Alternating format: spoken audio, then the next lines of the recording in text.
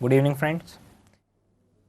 देखिएगा क्वेश्चन वो ratio number 8, ये अलग तरीके के रेशो हैं, बहुत ध्यान से समझिएगा, दिक्कत आएगी आपको। Debtors oblique receivables collection period.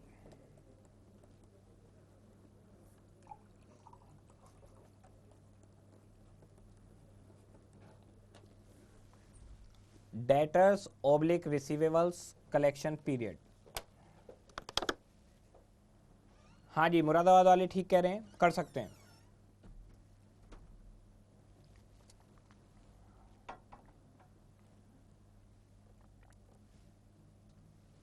अब देखिएगा डेटर्स या रिसीवेबल्स कलेक्शन पीरियड बहुत आराम से समझिएगा। एग्जाम्पल लिखते जाना है साथ के साथ।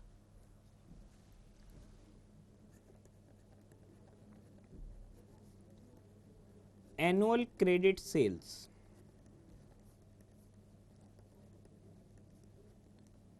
एनुअल क्रेडिट सेल है 3,65,000।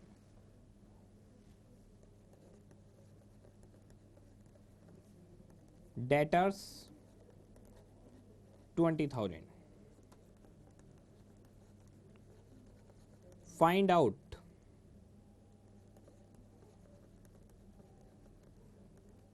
Debtors collection period.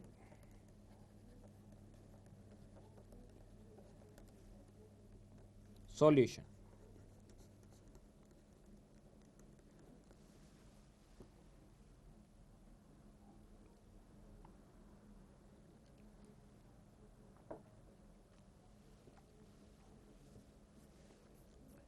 मुझे एक बात बताइए,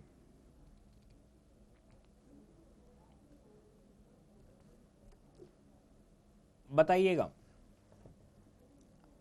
आपकी क्रेडिट सेल 3,65,000 है, साल में 365 दिन। आप मुझे बताइए एक दिन की सेल कितनी हुई।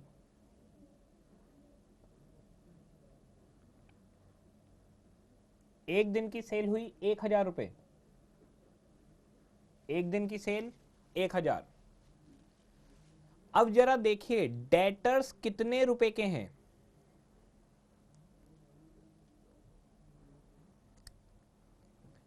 डेटर्स हैं 20,000 रुपए के। मुझे बता सकते हो कितने दिन की सेल डेटर्स के पास उधार है।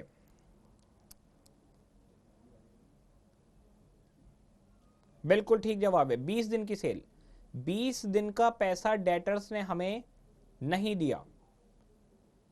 अब मुझे बताइए डेटर्स ने आपको 20 दिन से पैसा नहीं दिया है, या 20,000 के डेटर्स हैं। देखिए सीक्वेंस देखिए कैसे चल रहा होगा।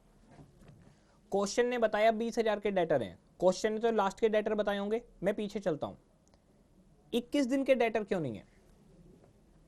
बताइए 21 दिन के डेटर क्यों नहीं है। 20,000 के डेटर हैं, 21,000 के डेटर क्यों नहीं है। अब जरा बहुत आराम से सुनिएगा, मैंने डेटर्स को 20 दिन का उधार दिया। इस तरीके से उधार दे रहा हूं मैं, देखेगा।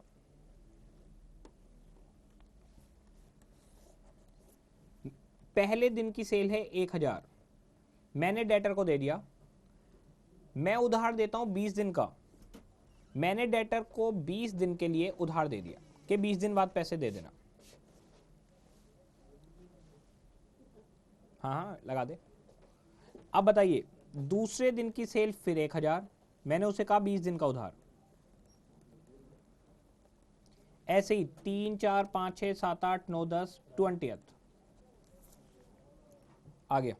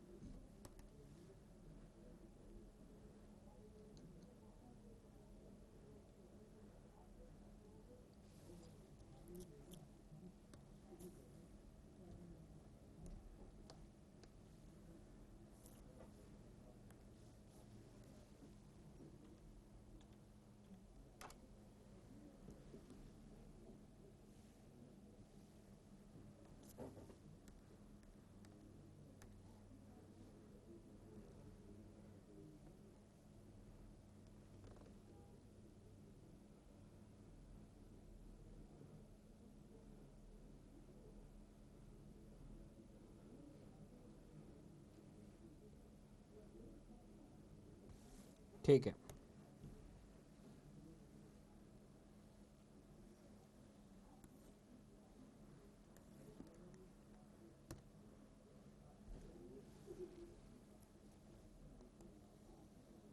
ये तो गड़बड़ है इसमें।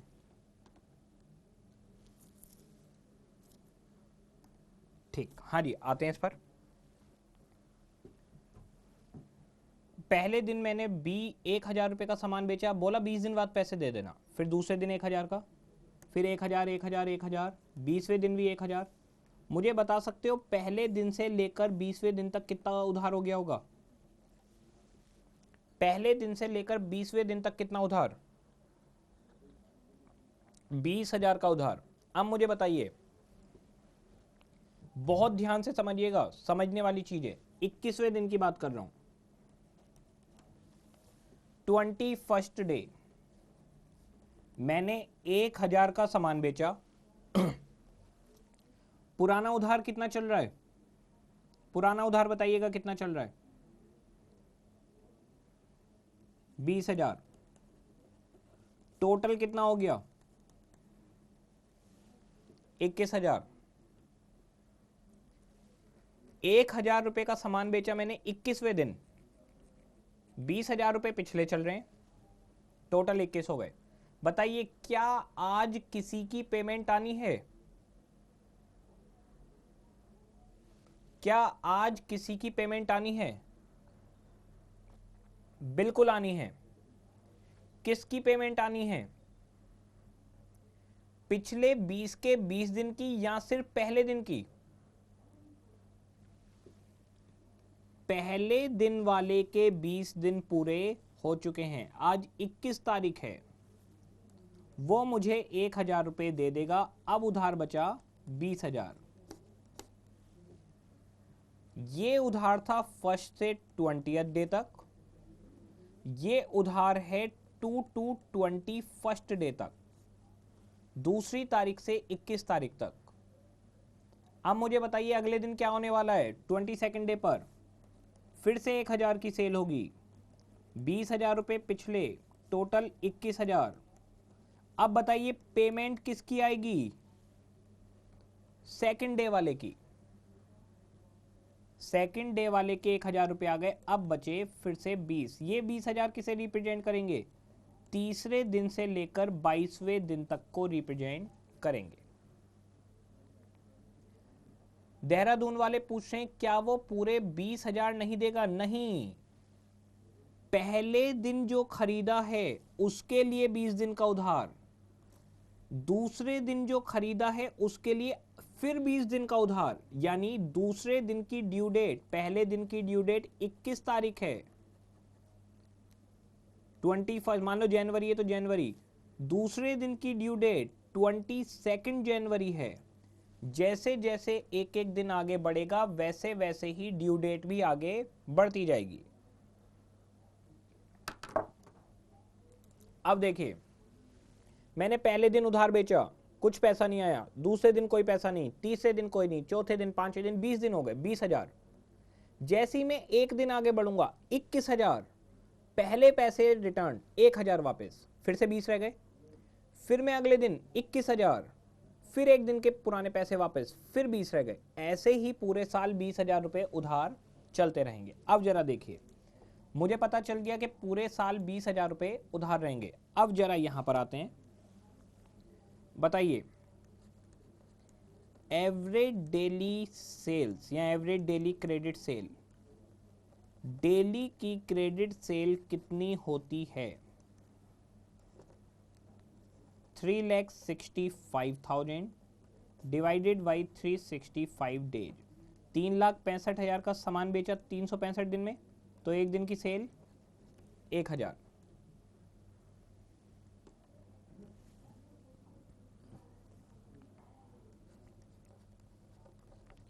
कितने दिन में पैसा आता है कैसे पता चले? एवरेज कलेक्शन पीरियड, बहुत आसान है।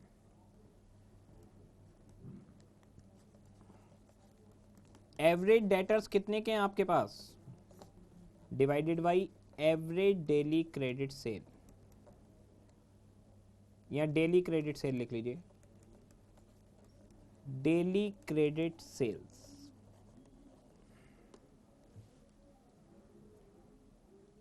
हमारे पास डेटर्स हैं 20,000 रुपए के, ठीक है।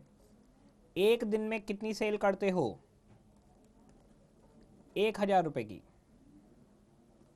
इसका मतलब 20 दिन का पैसा उधार है, 20 डेज।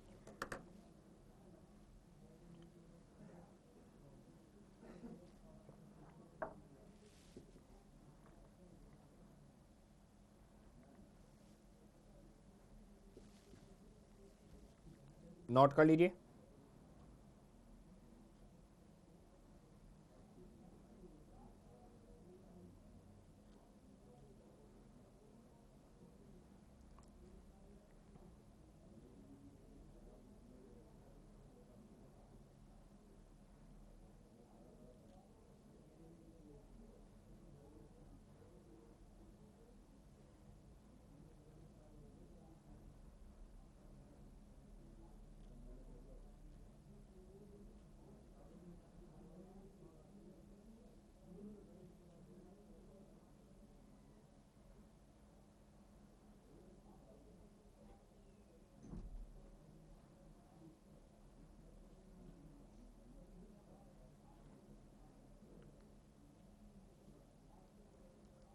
फिरोजाबाद वाले पूछ रहे हैं साल में 360 डेज होंगे तो 366 लेंगे। ओबियस सी बात है, कॉमन सेंस की बात है बिल्कुल।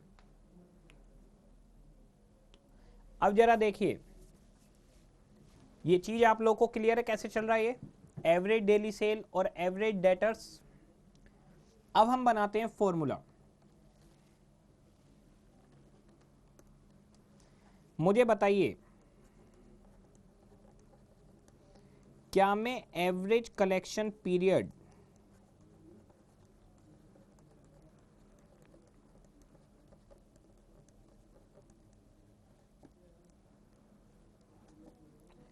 इस तरह से लिख सकता हूं? Average debtors divided by credit sales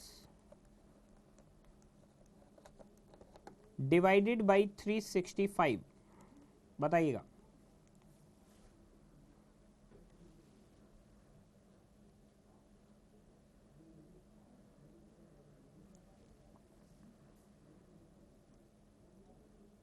अच्छा, क्या मैं 365 को ऊपर ले जा सकता हूं? फार्मूला क्या बन जाएगा?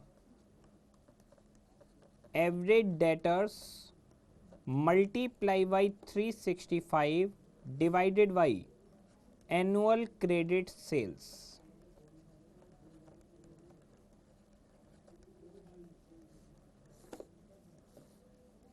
यह है एक फॉर्मूला।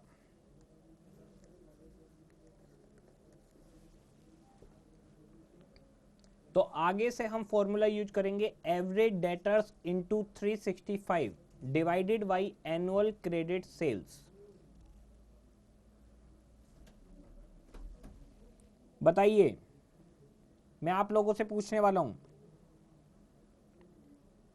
मेरी पूरे साल की सेल है 12 लाख रुपए, डेटर्स हैं 1 लाख रुपए के।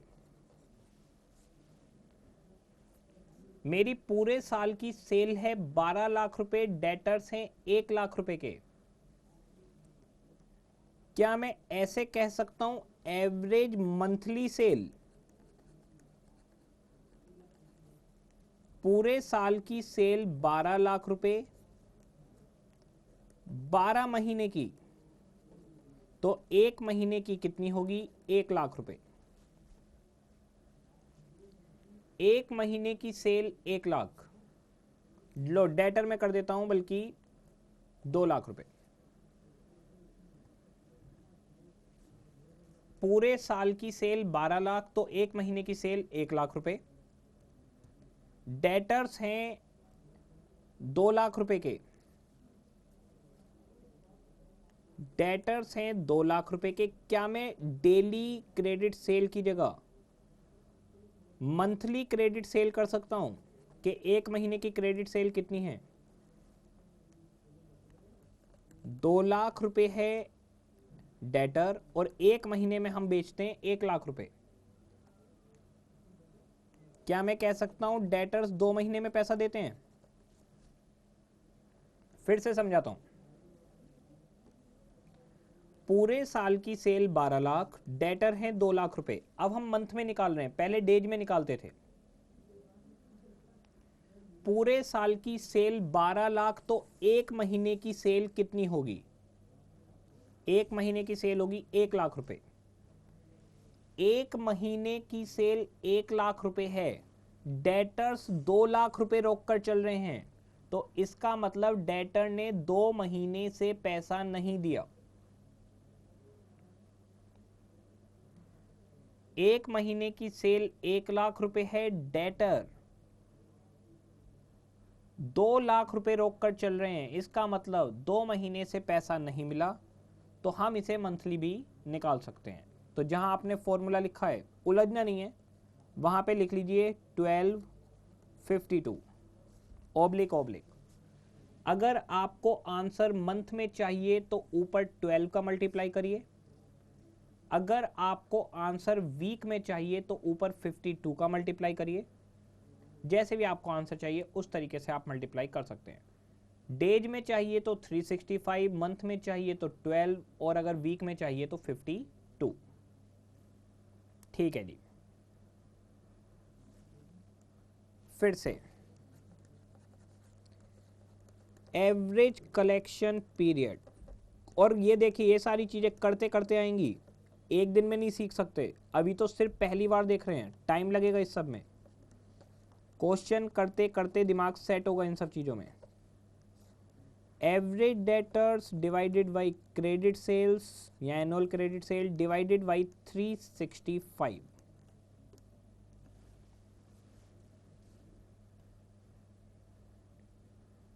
देहरादून वालों ने 12th में भी क्या हुआ है, फिर तो अच्छी बात है। बताइए क्या मैं 365 को ऊपर ले जा सकता हूं? यस। क्या मैं डेटर्स को नीचे ला सकता हूं?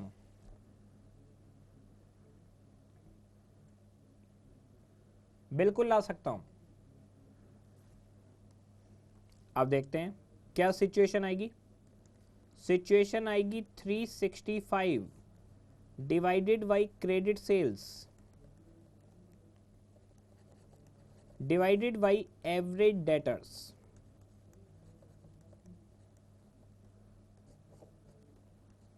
इसी को तो हम बोलते हैं डेटर्स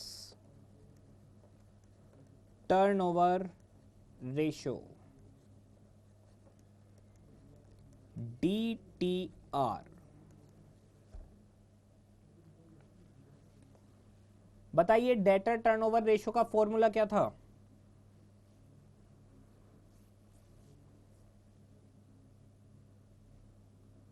डेटर्स टर्नओवर रेशियो का फॉर्मूला था credit sales divided by average debtors. ये तो फॉर्मूला है, credit sales divided by average debtors या रिसीवेबल्स। बताइए क्या फॉर्मूला बनकर आ रहा है आपके पास? Average collection period equals to 365 divided bye debtor turnover ratio oblique 12/52। अगर मंथ में चाहिए तो, अगर वीक में चाहिए तो। आसान है ये, करते करते आएगा, धीरे धीरे सीख जाएंगे। टाइम तो लगेगा, इसलिए टेंशन नहीं लेनी अगर किसी को नहीं आ रहा है तो।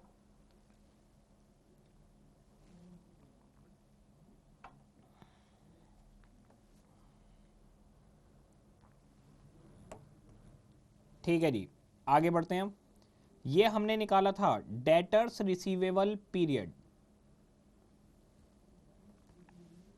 9th, stock holding period,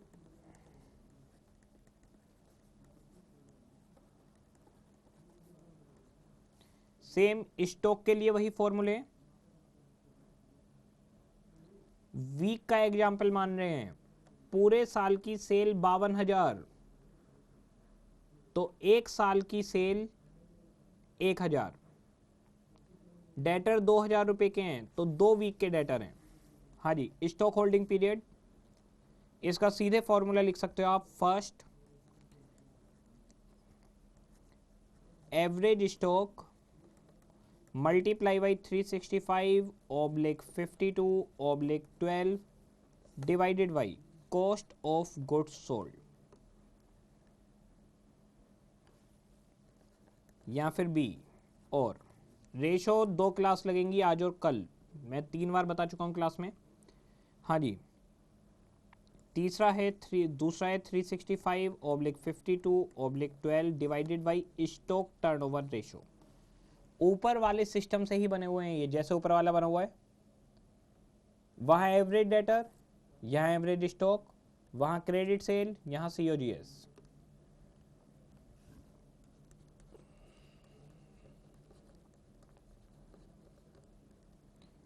creditors payment period, हम क्रेडिटर्स को कितने दिन में पेमेंट करते हैं, सेम वही फॉर्मूले।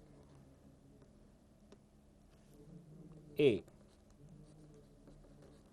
एवरेज पेबल्स या क्रेडिटर्स लिख देता हूं, कहीं क्रेडिटर्स है तो इसका मतलब क्रेडिटर्स और बिल्स पेबल दोनों हैं। 365/52/12 divided by credit purchase.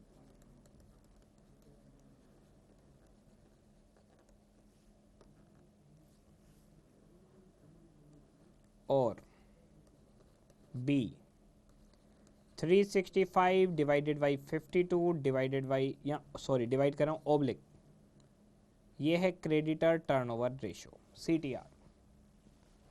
Activity ratio का काम खत्म। इसके क्वेश्चन देखते हैं 2, फिर अगले रेशो पर जाएंगे।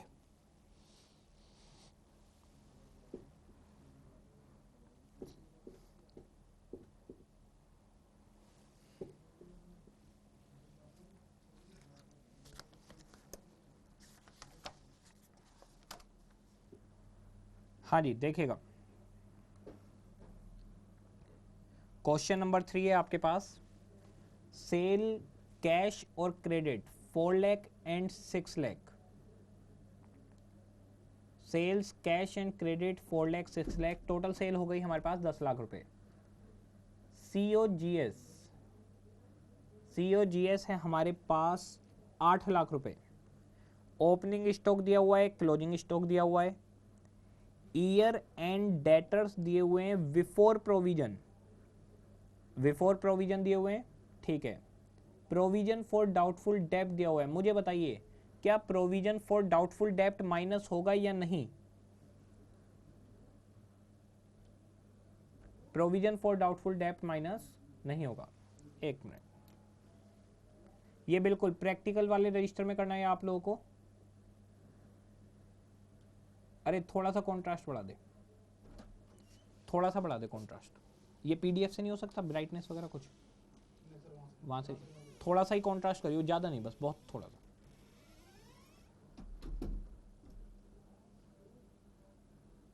बस इतने पे ही छोड़ दे बस।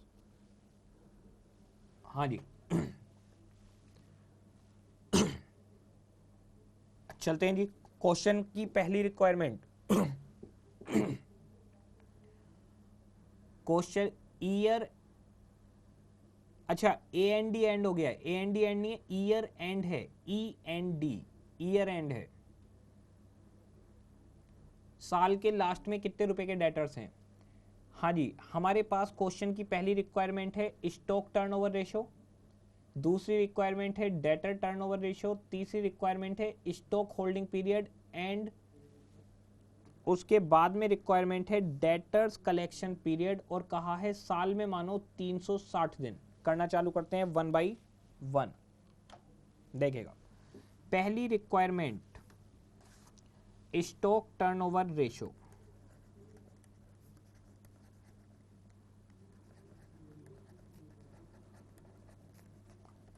स्टॉक टर्नओवर रेशो हम सभी को पता है COGS divided by average stock. COGS question में दिया हुआ है 8 लाख रुपए। Average stock opening plus closing divided by 2, 80,000 plus 120 divided by 2,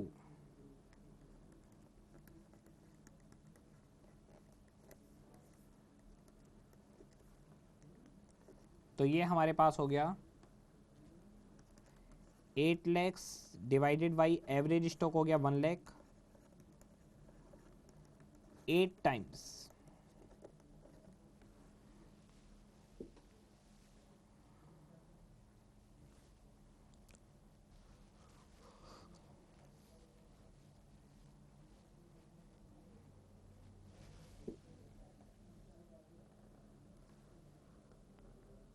B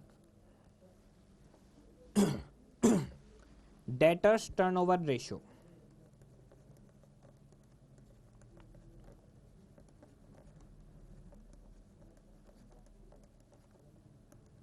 debtors turnover ratio आप सभी को मालूम है क्रेडिट सेल्स। क्वेश्चन में एवरेज डेटर नहीं है, ईयर एंड डेटर है। अब बताइए एवरेज नहीं निकाल सकता तो क्या ईयर एंड से ही क्वेश्चन कर दूं? बिल्कुल, डेटर्स ईयर एंड ही ले लूंगा मैं बिफोर प्रोविजन।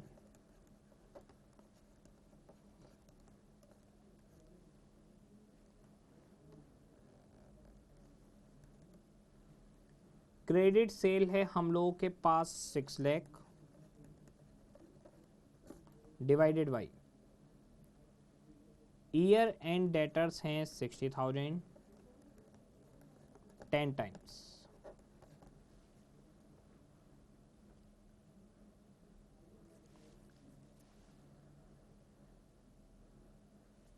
बिल्कुल सिंपल सिंपल है। सी क्वेश्चन में सी पार्ट है स्टॉक होल्डिंग पीरियड।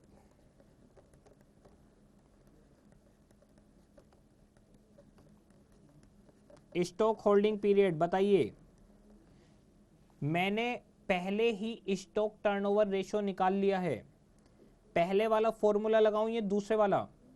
अगर मेरे पास स्टॉक टर्नओवर है तो कौन सा फार्मूला लगाना चाहिए मुझे, ए या बी? बी लगाना चाहिए।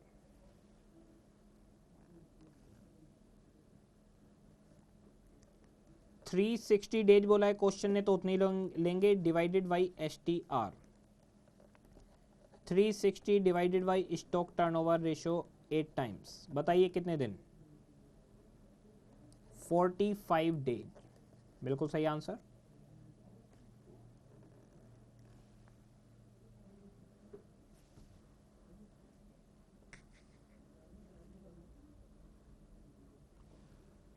D debtors collection period.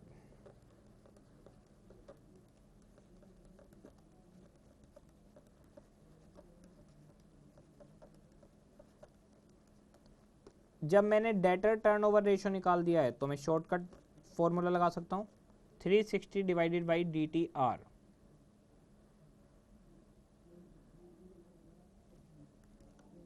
360 divided by 10 times 36 days.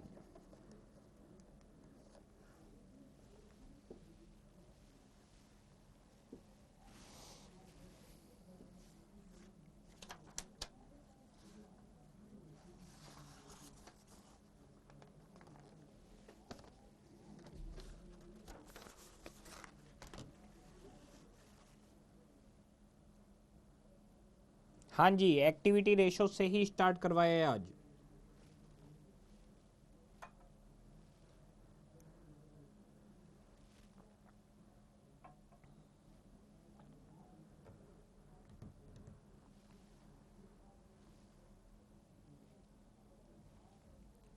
फॉर्मूले नेक्स्ट क्लास तक आपको याद हो जाएंगे सारे, नेक्स्ट क्लास तक याद हो जाएंगे सारे।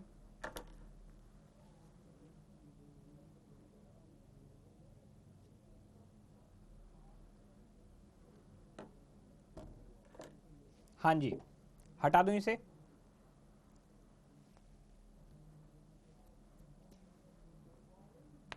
ठीक। क्वेश्चन नंबर 4 होमवर्क में क्रेडिटर पेमेंट पीरियड निकालना है इसमें, वो निकाल देंगे आप लोग। क्वेश्चन नंबर 5, ये भी होमवर्क में, इसमें मुझे सिर्फ आपको एक बात बतानी है। क्वेश्चन नंबर 5 में मुझे सिर्फ आपको एक बात समझानी है, बाकी है ये भी होमवर्क में।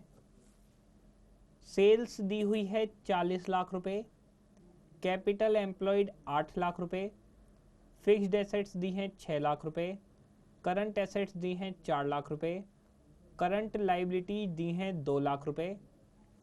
टोटल एसेट्स आगे लिखा है इंक्लूसिव मिसलेनियस एक्सपेंडिचर, यानी fictitious assets. Total assets 11 lakh रुपए की हैं, जिसमें से फिक्टिशियस एसेट्स हैं कुछ, और नीचे लिखा हुआ है मिसलेनियस एक्सपेंडिचर या फिक्टिशियस एसेट्स 1 लाख। मुझे बताइए, टोटल एसेट्स जिसमें कुछ ऐसी एसेट्स हैं जिनकी वैल्यू ही नहीं है, क्या मैं उन्हें अपनी एसेट्स मानूं या ना मानूं? भाई एक बात बताइए। अब मैं आपको लेकर चलता हूं, फिक्टिशियस एसेट्स मुझे लिखवाना भी था। मुझे एक बात बताइए, प्रिलिमिनरी एक्सपेंस, कंपनी चालू होने से पहले के एक्सपेंस, अब कंपनी चालू हो गई, क्या प्रिलिमिनरी एक्सपेंसेस का बाजार में कुछ मिल सकता है या नहीं? प्रिलिमिनरी एक्सपेंस क्या बाजार में बेच सकते हो आप? नहीं बेच सकते। अच्छा मुझे बताइए, और क्या क्या, क्या लैंड बेच सकते हो बाजार में? बिल्डिंग बेच सकते हो बाजार में? लैंड और बिल्डिंग बाजार में बिक जाएगी? बिक जाएगी। क्या आप लोग बाजार के अंदर प्लांट एंड मशीनरी बेच सकते हो? बिक जाएगी। पेटेंट बेच सकते हो? पेटेंट करवा रखा है किसी चीज का, किसी टेक्नोलॉजी का पेटेंट करवा रखा है, क्या पेटेंट बेच सकते हो? बेच सकते हो। ट्रेडमार्क, क्या किसी आइटम का ट्रेडमार्क बेच सकते हो? जैसे रिलायंस वाले अपना ट्रेडमार्क बेच दें किसी कंपनी को, बेच सकते हैं। गुडविल बेच सकते हो बाजार में? गुडविल बिल्कुल बेच सकते हैं, गुडविल तो पॉपुलर चीज है। और क्या क्या चीजें बेच सकते हो आप? इस तरीके की कई सारी चीजें आप बेच सकते हो। ठीक है। क्या प्रिलिमिनरी एक्सपेंसेज बेच सकते हो? नहीं, वो बाजार में नहीं बिकते। आपने शेयर इशू करने में कुछ एक्सपेंस करे, क्या शेयर इशू एक्सपेंस बेचे जा सकते हैं बाजार में? नहीं। Discount on issue of debenture दी आपने, क्या ये डिस्काउंट बेची जा सकती है? नहीं बेची जा सकती। ऐसी सारी चीजों को बोलते हैं फिक्टिशियस एसेट्स। एक एक करके समझाऊंगा आपको, नोट्स में लिखिएगा। कॉन्सेप्ट में, कॉन्सेप्ट में लिखिएगा, नोट्स में। Note, fictitious assets,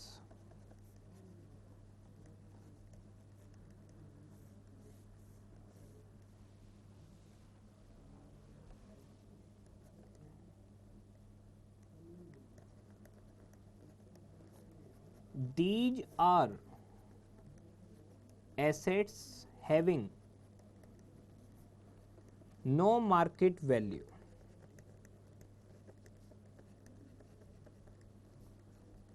and capital loss or expenses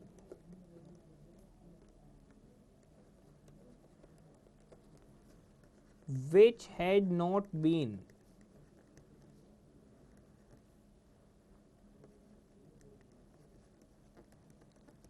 written off till date, जो अभी तक राइट ऑफ नहीं हुए। Example, first,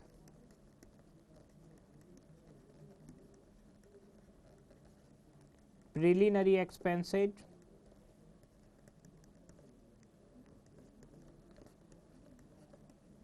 under writing commission,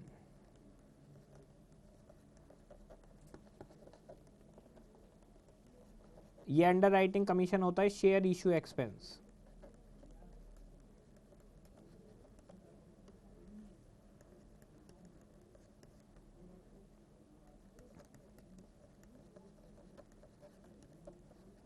discount on issue of shares और debentures,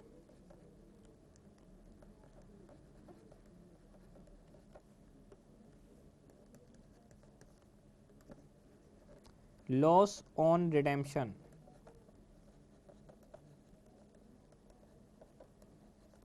of debenture and preference shares,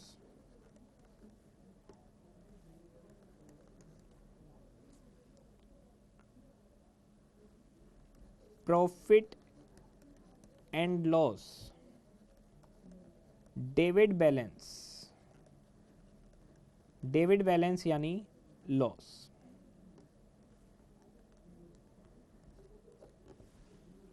ये सारी चीजें आती हैं।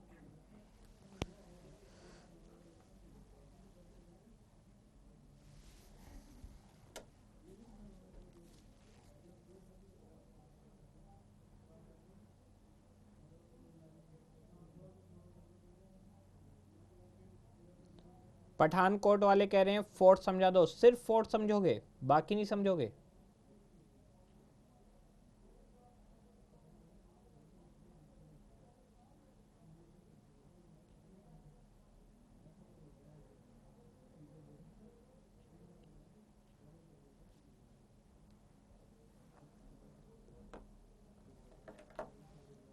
देखिएगा, एक एक करके बताता हूं आपको। शेयर इशू करे प्रीमियम पर, शेयर इशू करे प्रीमियम पर, बताइए ये प्रीमियम क्या बनेगा? शेयर इशू किए प्रीमियम पर, बताइए प्रीमियम क्या बनेगा? प्रीमियम बनेगा रिजर्व एंड सरप्लस का पार्ट। ठीक है, तो प्रीमियम रिजर्व एंड सरप्लस का पार्ट बनेगा। रिजर्व एंड सरप्लस किसको मिलेंगे? डिवेंचर होल्डर को, प्रीफरेंस शेयर होल्डर्स को, या इक्विटी शेयर होल्डर्स को? इक्विटी शेयर होल्डर को। तो ये लोग बोले सारे कंपनी के फायदे इक्विटी शेयर होल्डर्स को मिलते हैं, तो सारे नुकसान भी इक्विटी शेयर होल्डर्स को मिलेंगे। जैसे कि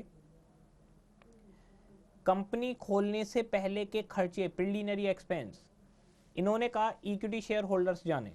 ठीक है, अंडर राइटिंग कमीशन या इशू एक्सपेंस, शेयर इशू करने के एक्सपेंस, ये बोले आपके इक्विटी शेयर होल्डर्स जाने।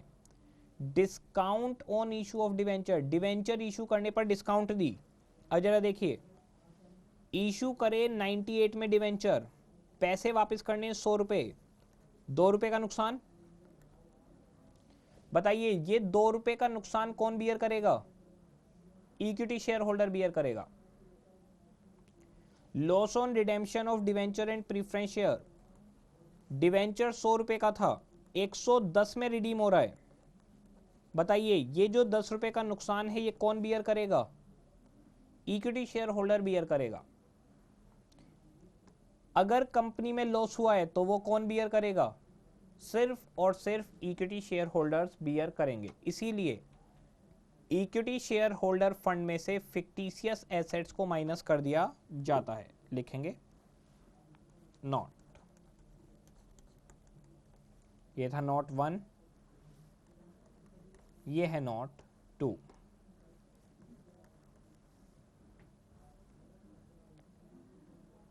fictitious assets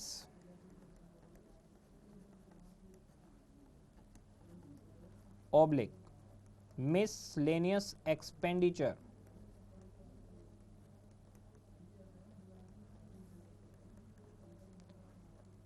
is reduced from the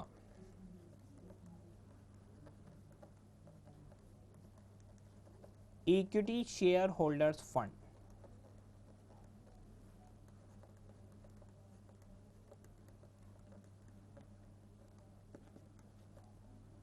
and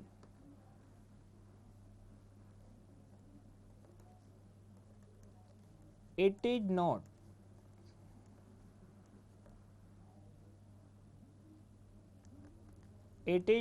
the part of total assets, ये टोटल एसेट्स का पार्ट नहीं बनेंगे। तो एफएम के अंदर अगर कभी भी टोटल एसेट्स दिया हो और उसमें फिक्टिशियस एसेट्स हों, तो आप फिक्टिशियस एसेट्स को टोटल एसेट्स में से रिड्यूस कर देंगे।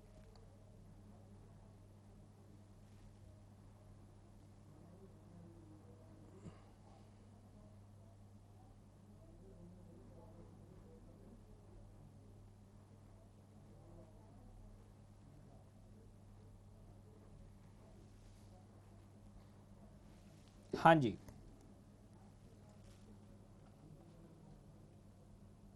हटा दूं इसे, अगर नोट कर लिया आप लोगों ने तो।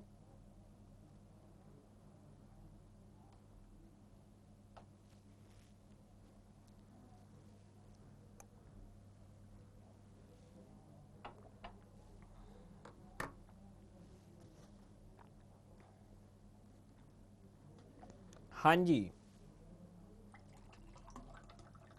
अगर बैलेंस शीट में मिसलेनियस एक्सपेंडिचर हो, बैलेंस शीट के अंदर,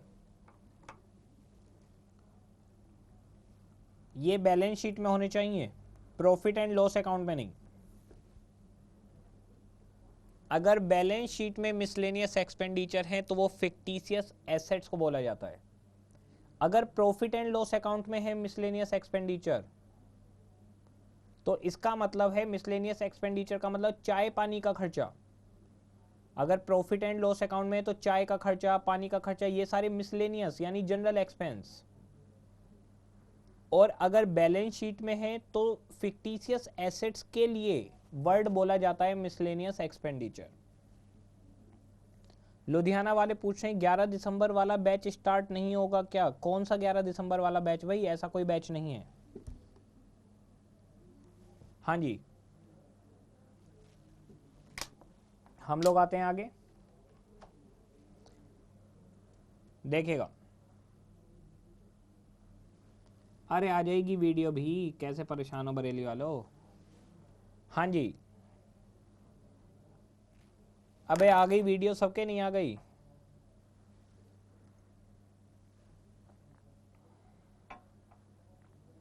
ठीक है, देखेगा।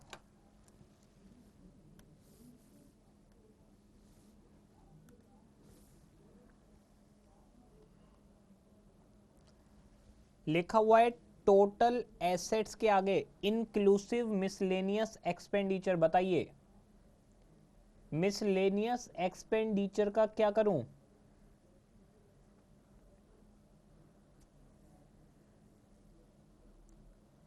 मिसलेनियस एक्सपेंडिचर को हटा देंगे। 11 लाख रुपए की टोटल एसेट है जिसमें मिसलेनियस भी हैं, तो मिसलेनियस एक्सपेंडिचर को इसमें से हटा दिया जाएगा। बाकी पूरा क्वेश्चन हो जाएगा ये आपसे। नेक्स्ट है हमारे पास ड्यू पॉन्ट ROI। आते हैं जी, लिखिएगा, कॉन्सेप्ट में लिखना है DuPont ROCE, return on capital employed या रिटर्न ऑन इन्वेस्टमेंट।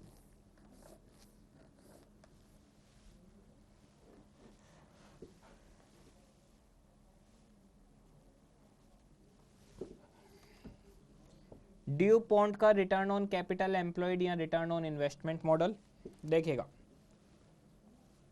ये कॉन्सेप्ट में लिखना है। मुझे बताइए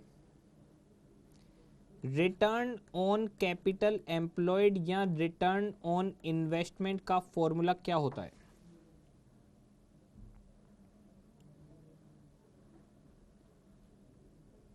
रिटर्न ऑन कैपिटल एम्प्लॉयड या रिटर्न ऑन इन्वेस्टमेंट का फॉर्मूला होता था operating profit divided by average capital employed, क्योंकि ऊपर वाली फिगर बैलेंस शीट पीएल की है और नीचे वाली बैलेंस शीट की, मल्टीप्लाई बाई 100।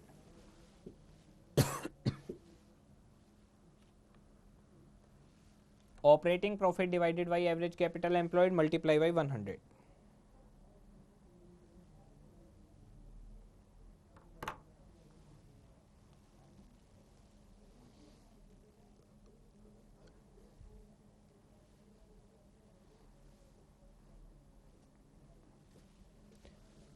ड्यू पॉन्ट साहब ने कहा ड्यूपॉन्ट एक ऑथर हैं, एक राइटर हैं। ड्यूपॉन्ट साहब ने कहा, देखिएगा क्या कहा, वो बोले कि आप कह रहे हो कि आपने 10 लाख की कैपिटल लगाई, उस पर 1 लाख रुपए कमा लिए। मैं ऐसा मानकर चल रहा हूँ, मैं ऐसा मान रहा हूँ कि मैंने 10 लाख रुपए की कैपिटल एम्प्लॉयड लगाई है और 1 लाख रुपए का ऑपरेटिंग प्रॉफिट कमाया है। ड्यूपॉन्ट साहब बोले कैपिटल लगाने से प्रॉफिट का क्या मतलब? बोले कैपिटल लगाने से प्रॉफिट थोड़ी होता है, प्रॉफिट तो सेल के ऊपर होता है।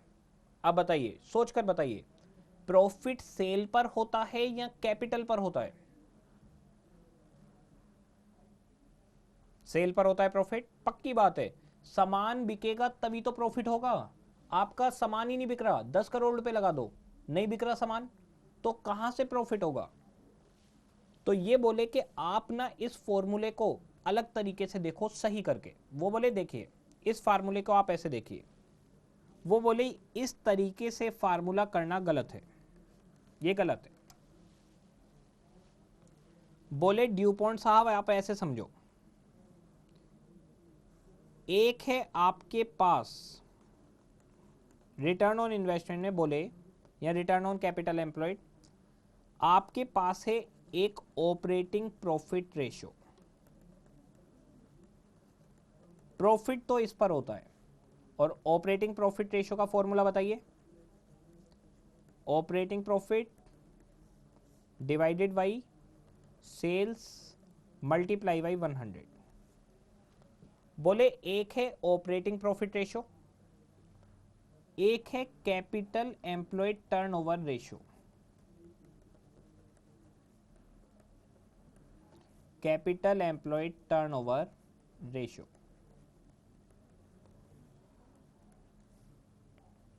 बोले कैपिटल एम्प्लॉयड टर्नओवर रेशियो का formula sales divided by average capital employed.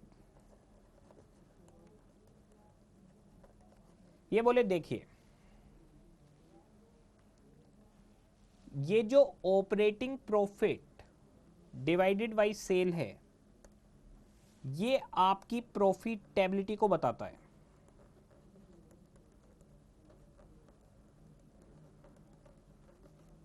Profitability या ऑपरेशनल एफिशिएंसी, कि आप कितने एफिशिएंटली ऑपरेशन कर रहे हो, ये ऑपरेशनल एफिशिएंसी को बताएगा आपकी। और जो ये वाला फार्मूला है टर्नओवर, ये आपकी बताएगा एसेट्स यूटिलाइजेशन कैपेसिटी को। ये आपकी एसेट्स यूटिलाइजेशन कैपेसिटी को बताएगा कि आप एसेट्स को ठीक तरीके से यूटिलाइज कर रहे हो या नहीं। ये वाली एफिशिएंसी बताएगा।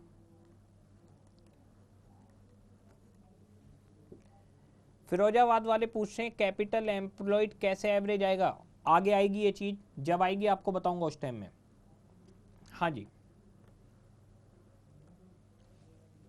अब जरा देखिएगा, ऑपरेटिंग प्रॉफिट रेशियो, मैं आप लोग को कहूंगा जो चीज बताई जा रही है उस पर ध्यान दीजिए। जब मैं बीच में कहता हूं क्वेरी पूछिए, आप लिख के रखा करिए अपने पास, तब एक साथ पूछिएगा। हाँ जी, ये लिखना है, बिल्कुल लिखना है, और किस लिए लिखवा रहा हूं ये बोले कि आप ऐसे समझिए। अब जरा 1 मिनट समझिएगा इस चीज को, अब कभी लिखने में लग जाएं। ये बोले कि देखिए, जो प्रॉफिट का रिलेशन है वो तो सेल से है, जितनी ज्यादा सेल होगी उतना ज्यादा प्रॉफिट होगा, और सेल का रिलेशन कैपिटल से है, जितनी ज्यादा कैपिटल लगाओगे उतनी ज्यादा सेल होगी। जरा एक बात बताइए, मैं एक महंगी दुकान चौराहे पर खरीदूं, मैं एक महंगी दुकान चौराहे पर खरीदूं तब ज्यादा सेल होगी, या मैं एक सस्ती दुकान गली के अंदर खरीदूं तो ज्यादा सेल होगी? सोच के बताइएगा। मैं महंगी दुकान खरीदता हूं चौराहे पर तो सेल ज्यादा होगी, या सस्ती दुकान गली में खरीदता हूं तो सेल ज्यादा होगी? ठीक है जी, महंगी दुकान, चौराहे वाली दुकान, उस दुकान पर सेल ज्यादा होगी। तो ये कह रहे हैं आप जितनी कैपिटल लगाओगे, ज्यादा कैपिटल तो ज्यादा सेल, कम कैपिटल तो कम सेल। मुरादाबाद वाले कह रहे हैं गुडविल पर डिपेंड करता है, तो गुडविल के भी तो पैसे हैं। अगर आपने गुडविल वाली जगह ली है या गुडविल वाली दुकान है, उसके भी तो पैसे लग गए अलग से। गुडविल की भी तो वैल्यू ऐड करोगे तो फिर भी वो महंगी हो गई। गली के अंदर दुकानें 50 साल पुरानी, तो ऑटोमेटिकली वो महंगी हो गई, सस्ती नहीं रही, दूसरी दुकान महंगी होगी। पठानकोट वाले कह रहे हैं ट्रेंड पर डिपेंड करता है, कह रहे हैं ट्रेंड पर डिपेंड करता है। मुझे बताइए किस तरीके का ट्रेंड कहना चाह रहे हैं आप? ट्रेंड का आइडिया बताइए, किस तरीके का ट्रेंड कहना चाह रहे हैं? मतलब फैशन के बारे में कह रहे हैं या मार्केट ग्रोथ के बारे में कह रहे हैं? किस तरीके का ट्रेंड कह रहे हैं? या आप ये ट्रेंड कह रहे हैं कि लोग गली में सामान खरीदते हैं, चौराहे पे कम बिकता है, गली में ज्यादा बिकता होगा? पठानकोट वालों का शायद कहना, जो मैं समझ पा रहा हूं, उनका कहना है कि गली में सामान ज्यादा बिकता है और चौराहे पर कम बिकता है, ऐसा ट्रेंड है। अगर ऐसा ट्रेंड है कि गली में सामान ज्यादा बिकता है और चौराहे पे कम, तो बताइए दुकान महंगी कौन सी होगी, गली वाली या चौराहे वाली? फिर गली वाली दुकान महंगी हो जाएगी, ऑब्वियस सी बात है। चौराहे वाली दुकान फिर सस्ती होगी, क्योंकि चौराहे पर कोई खरीदने ही नहीं आता। ट्रेंड अगर डिपेंड करता है, अगर सामान गलियों में ज़्यादा बिकते हैं तो फिर दुकानें गलियों में महंगी होंगी, चौराहे पर महंगी नहीं होंगी। जैसे चांदनी चौक की गलियों में जो दुकानें हैं वो एक एक दुकान 10-10 करोड़ की है, क्योंकि चांदनी चौक की गलियों में लोग सामान खरीदने आते हैं। गांधीनगर के अंदर दुकानें हैं 40-40, 50-50 करोड़ की एक एक दुकान है, क्योंकि वहां गांधीनगर की गलियों में करोड़ों अरबों रुपए की सेल होती है। तो जहां सेल ज्यादा होगी वो दुकान ऑटोमेटिकली महंगी हो जाएगी। खैर, अब देखिएगा,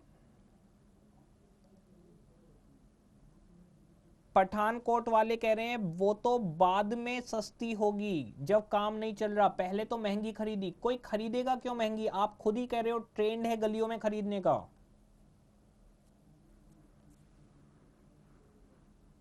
आप कह रहे हो कि ट्रेंड है गलियों में खरीदने का, तो गलियों की महंगी होंगी पहले से ही।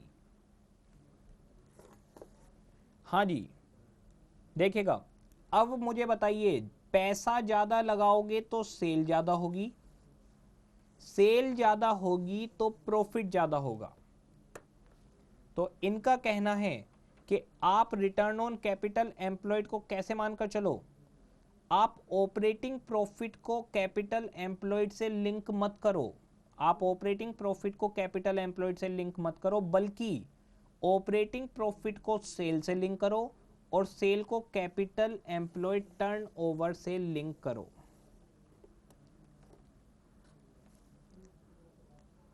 अब क्वेश्चन हमसे जरा चेक करके देखिए, सेल से सेल कैंसिल, बताइए फॉर्मूला क्या बचा? सेल से सेल कैंसिल हो गई, बताइए क्या बचेगा? ऑपरेटिंग प्रॉफिट, सेल से सेल कैंसिल,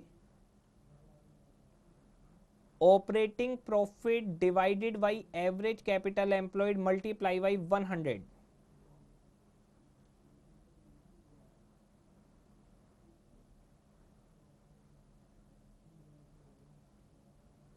तो ड्यू पॉन्ट साहब का कहना है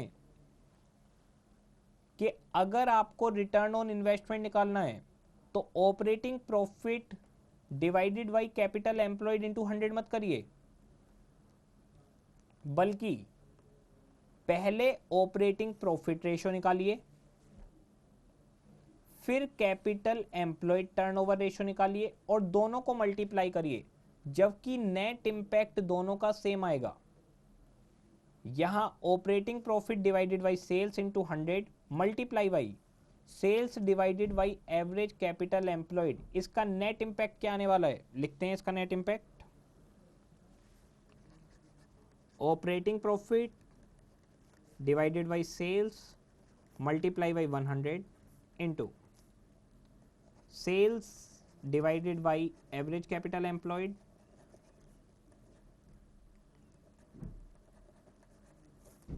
सेल से सेल कैंसिल, बचा आपके पास operating profit divided by average capital employed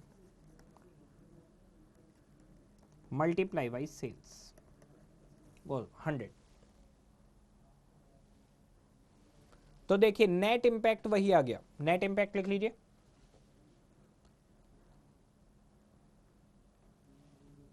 अब देखिए case 1,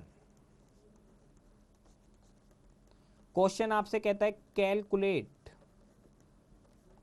return on capital employed, बताइए। तो आप क्या कहेंगे, आप कहेंगे operating profit divided by average capital employed multiply by 100। ठीक है,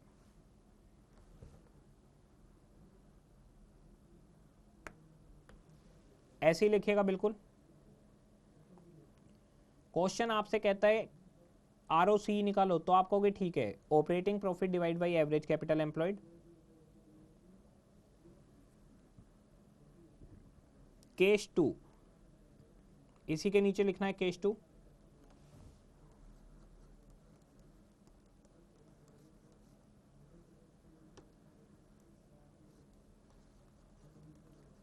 कैलकुलेट ROCE या ROI as per DuPont.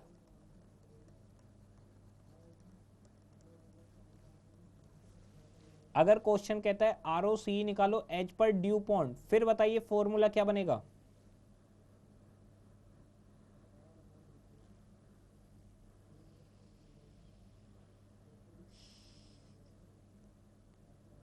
अगर क्वेश्चन कहता है ROCE as per DuPont, तो फॉर्मूला बनेगा operating profit ratio multiply by capital employed turnover ratio.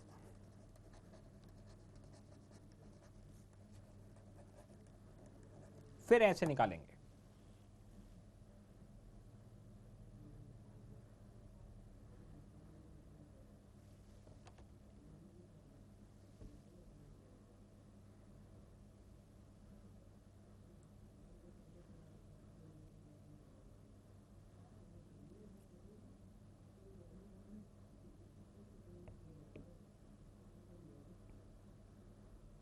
Answer same आएगा दोनों से, आंसर सेम आएगा, लेकिन अगर क्वेश्चन ने कहा ड्यू पॉइंट से निकालो तो आपको formula operating profit into capital employed turnover ratio निकाल लगाना पड़ेगा। कैपिटल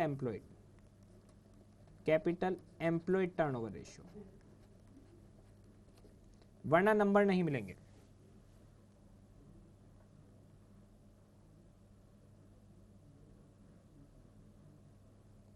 बरेली वाले पूछ रहे हैं क्या इस सिचुएशन में मिसिंग फिगर हो सकती है। इस सिचुएशन में नहीं, रेशो की किसी भी सिचुएशन में मिसिंग फिगर हो सकती है।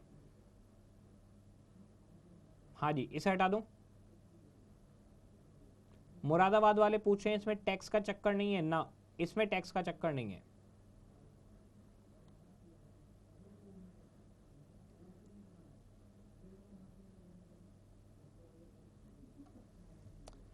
क्वेश्चन देखिएगा, क्वेश्चन नंबर 6।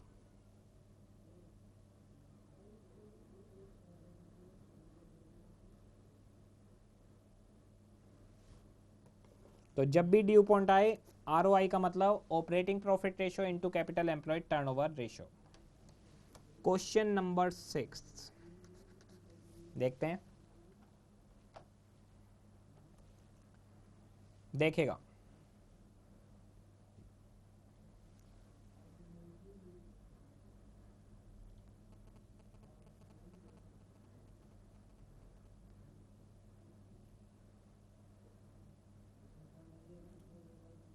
देखेगा सेल 20 लाख रुपए हुई है, कैपिटल एम्प्लॉयड 10 लाख रुपए है। सेल 20 लाख रुपए है, कैपिटल एम्प्लॉयड 10 लाख रुपए है, ऑपरेटिंग प्रॉफिट 3 लाख रुपए है। Calculate return on capital employed by applying due point model. अब बताइए, अगर क्वेश्चन ड्यू पॉन्ट ना बोलता तो सीधे लगा देते operating profit divided by capital employed, लेकिन क्वेश्चन ने कहा ड्यू पॉन्ट से लगाओ, तो अब हमें क्या करना पड़ेगा, पहले ऑपरेटिंग प्रॉफिट रेशियो निकालना पड़ेगा, फिर कैपिटल एम्प्लॉयड टर्नओवर रेशियो निकालना पड़ेगा और दोनों को मल्टीप्लाई करना पड़ेगा। करते हैं, देखिएगा ROI as per due point,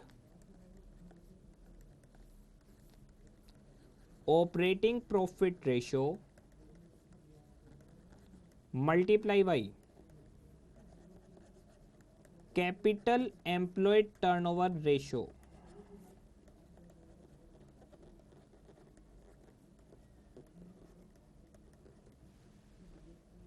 हाँ जी, पठानकोट वाले एक एग्जाम्पल बना रहे हैं, पूरा एग्जाम्पल बनाइए, दोनों का प्रॉफिट भी लिख कर दीजिए आप मेरे को, राम का प्रॉफिट लिख कर दीजिए, श्याम का प्रॉफिट लिख कर दीजिए, कितने कितने दोनों ने रुपए लगाए हैं वो बताइए, और दोनों की सेल बताइए। पठानकोट वालों से कह रहा हूं मैं, राम और श्याम दोनों की सेल बताइए, राम और श्याम दोनों का प्रॉफिट बताइए, और राम और श्याम दोनों की कैपिटल एम्प्लॉयड बताइए। ये तीन चीजें आपको बतानी है। हाँ जी, ऑपरेटिंग प्रॉफिट रेशियो निकालना है हमें और capital employed turnover ratio. Working note, first operating profit ratio, operating profit ratio, operating profit divided by sales multiply by 100। Operating profit है हमारे पास 3 लाख, सेल है हमारे पास 20 लाख, ये आ गया 15%, 15% multiply by second capital employed turnover ratio,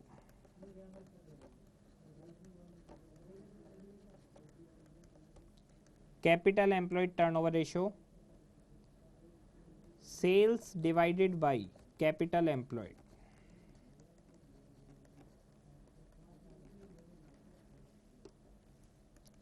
sales है 20 लाख रुपए, capital employed है 10 लाख रुपए, 2 टाइम्स।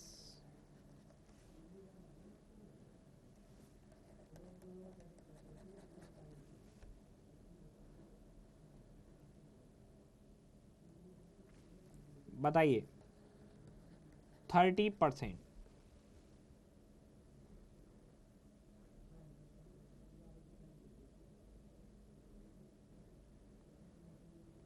देहरादून वाले पूछ रहे हैं कि रेशो किसी कॉन्सेप्ट में नहीं आता, ये कॉन्सेप्ट किसी रेशो में नहीं आता, बिल्कुल ये किसी रेशो में नहीं आता, ये तो कॉम्बिनेशन है एक्टिविटी और प्रॉफिटेबिलिटी का। ठीक क्वेश्चन पूछा है देहरादून।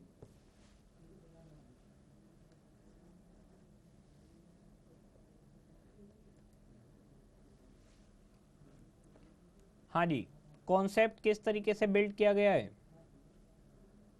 क्वेश्चन कॉन्सेप्ट इस तरीके से बिल्ड किया गया है, जो भी बेचोगे उस पर कितना कमाओगे, जो भी बेचोगे उस पर कितना कमाओगे, 15%। जितना पैसा लगाया है उसका कितने गुना बेचोगे,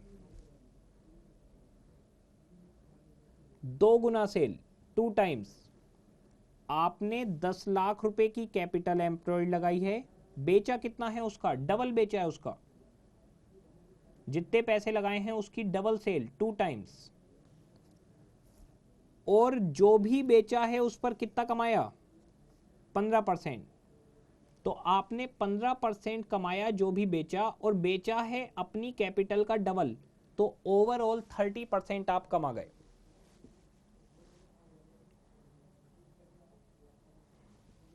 खैर आप लोग तो फार्मूला लिखिएगा, आपका काम हो जाएगा।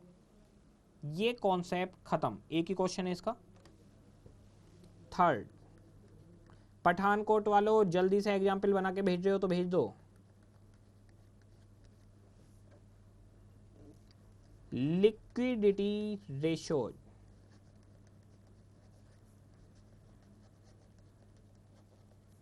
Oblique short term solvency ratio.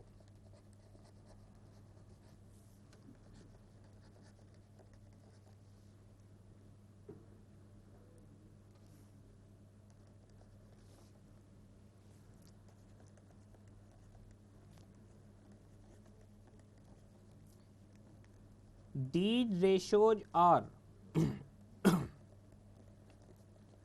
used to measure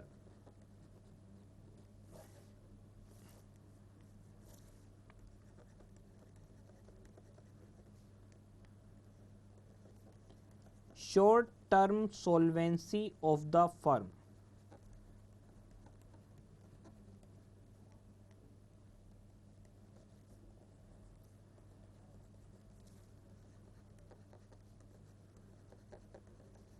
सोल्वेंसी का मतलब होता है हम किसी चीज की पेमेंट कर सकते हैं।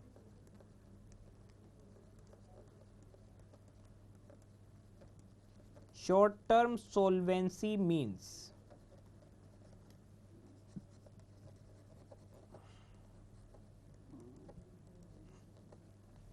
ability of the firm,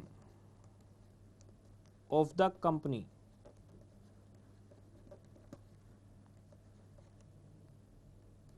to pay या to meet its short term obligation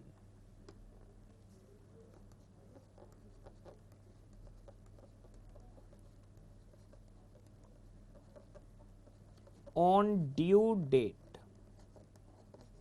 यानी जिस दिन ड्यू डेट है हम उस दिन पेमेंट कर पाए तो हम सोल्वेंट होंगे।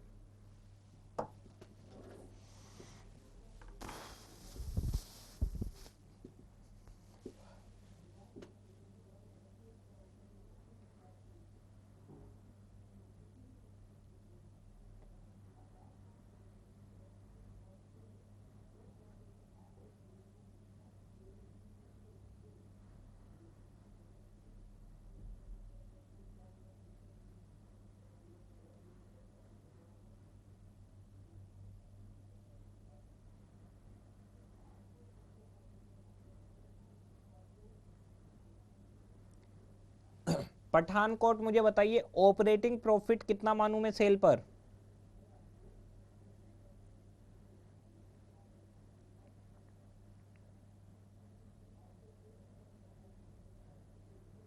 टेन परसेंट, 20%, कितने परसेंट मानूं?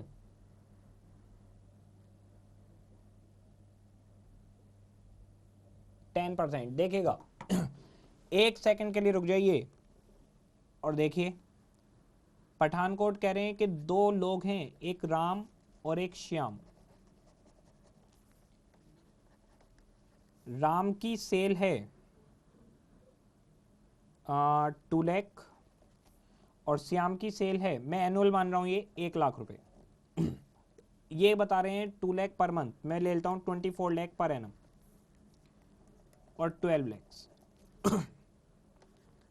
जो दोनों ने कैपिटल लगाई है, राम ने लगाए हैं 5 लाख रुपए और श्याम ने लगाए हैं 10 लाख रुपए।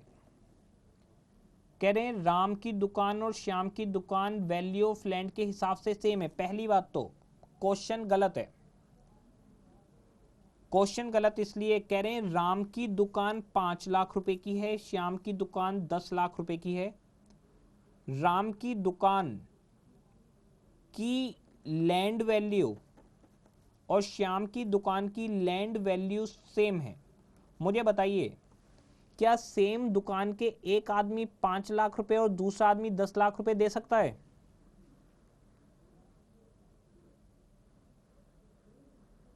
नहीं दे सकता। दूसरी बात, अगर उसने 10 लाख रुपए दिए हैं इसके, तो इसका मतलब एक रीजन हो सकता है कि इसकी गुडविल ज्यादा हो, जो दुकान 10 लाख रुपए में खरीदी है उसकी गुडविल ज्यादा हो, ऐसा पॉसिबल है? बताइए, गुडविल ज्यादा होने पर पैसे ज्यादा दिए जा सकते हैं?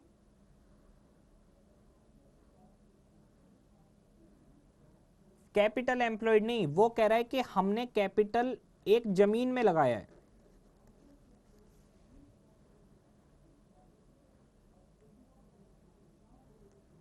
वो कह रहा है दुकानें एक जैसी हैं। अरे राम लिमिटेड और श्याम लिमिटेड हो गए, लो भाई ऐसे ले लो।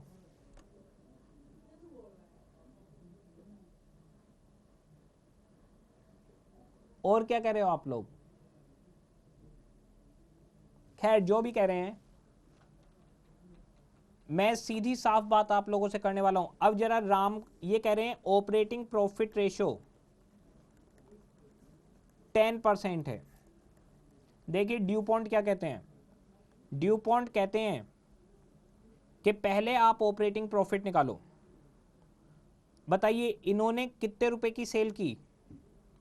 24 लाख रुपए की सेल की, 10% कितना कमाया होगा? 2,40,000 रुपए कमाए 24 लाख रुपए लगाकर। इन्होंने कितने कमाए होंगे? 1,20,000 रुपए लगाए 12 लाख रुपए की सेल करके। ठीक है जी, इनटू ये हुई इनकी ऑपरेशनल एफिशिएंसी। बताइए कितना कमा रहे हैं? जो भी बेच रहे हैं उस पर 10% कमा रहे हैं। जो भी बेच रहे हैं उस पर 10% कमा रहे हैं।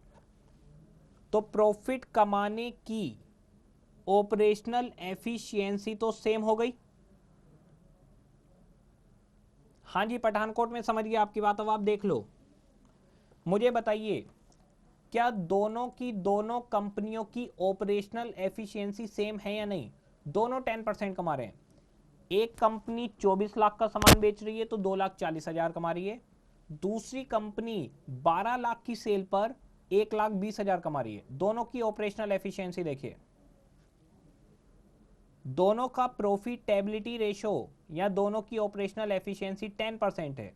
जितना बिकता है उसका 10%। अब आते हैं एसेट यूटिलाइजेशन पर। मुझे बताइए इसने 5 लाख रुपए लगाकर कितने रुपए की सेल की? 5 लाख रुपए लगाकर 24 लाख की सेल। बता सकते हो एसेट यूटिलाइजेशन इसका कैसा है?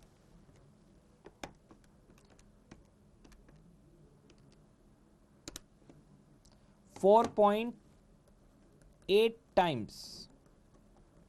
यह है इसकी एसेट यूटिलाइजेशन एफिशिएंसी।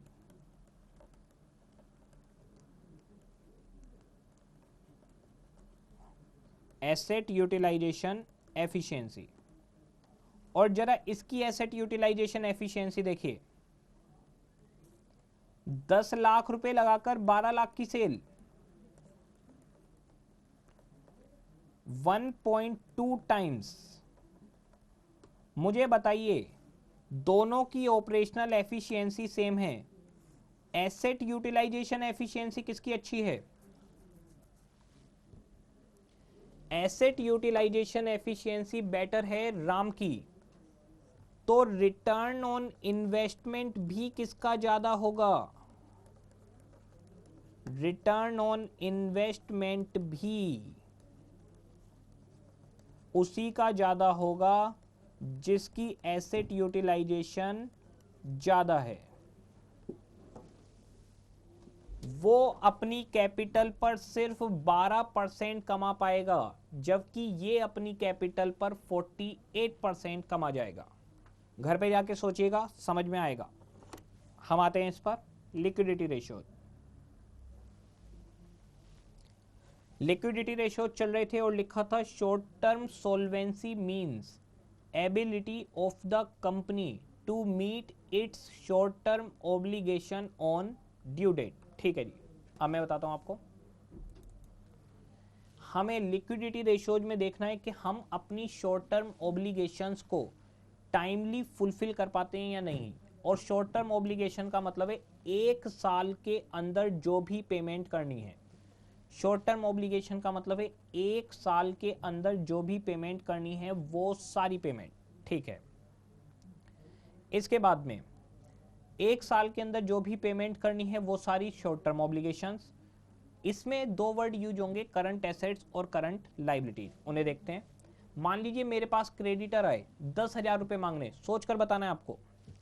मेरे पास क्रेडिटर्स आए 10,000 रुपये मांगने, मेरे पास 12,000 रुपये हैं। बताइए क्या मैं शॉर्ट टर्म ऑब्लिगेशन फुलफिल कर सकता हूं या नहीं? बिल्कुल कर सकता हूं, ठीक है।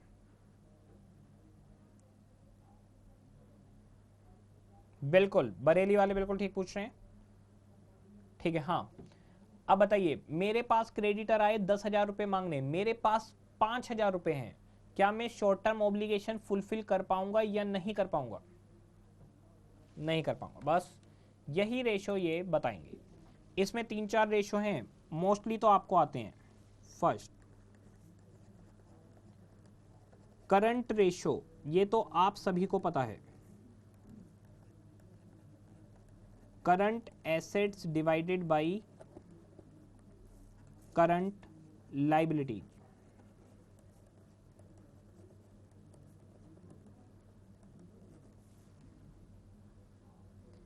Current assets divided by current liability. Current assets का मतलब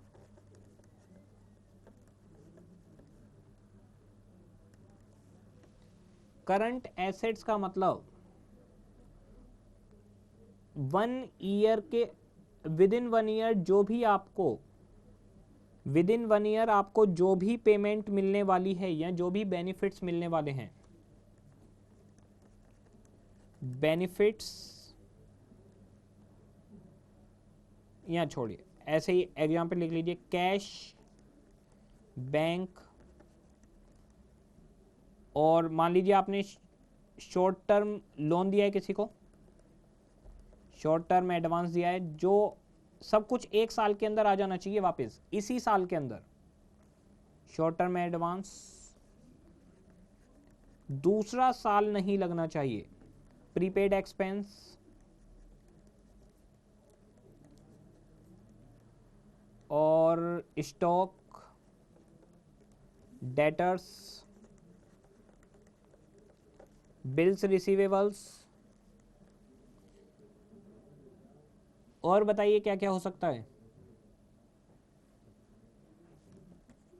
टीडीएस, डेबिट बैलेंस, कभी कभी मिल सकता है ये। टीडीएस डेबिट बैलेंस का मतलब होता है आपका किसी ने टीडीएस काट लिया तो इनकम टैक्स से आपको 1 साल के अंदर अंदर उसका रिफंड मिल जाएगा।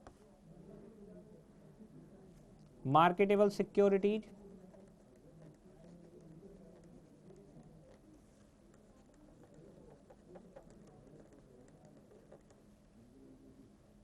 Etcetera.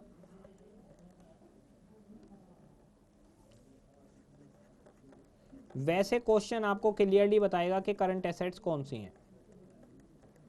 Current liabilities, provision for tax, proposed dividend. Proposed dividend का मतलब होता है डिविडेंड हमने प्रिपोज कर दिया है कि देंगे, तो ये आपको विद इन 3 मंथ्स देना पड़ता है।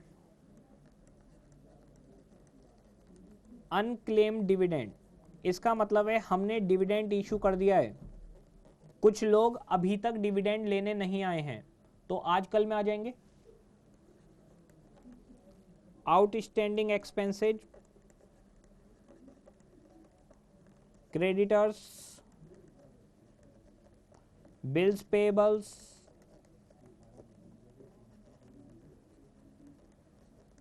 Bank overdraft,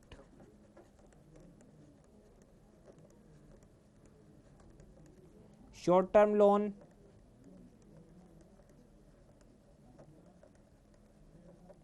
cash credit. Cash credit और बैंक ओवरड्राफ्ट एक ही बात है। Same as bank overdraft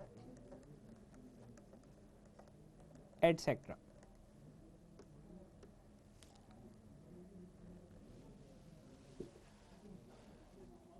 interim dividend नहीं आता, interim dividend hand to hand pay हो जाता है। इंटरेस्ट ऑन लोन तब आएगा जब आउटस्टैंडिंग होगा।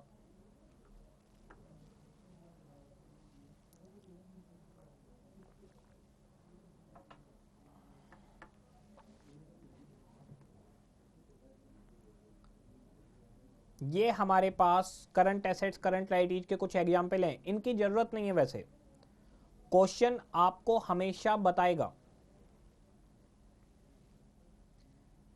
पेटेंट्स, पठानकोट कह रहा है पेटेंट्स, पेटेंट्स फिक्स्ड एसेट्स में आते हैं। फिक्स्ड एसेट्स का इंटेंजिबल पार्ट है वो। हाँ जी, ये नोट कर लिया होगा।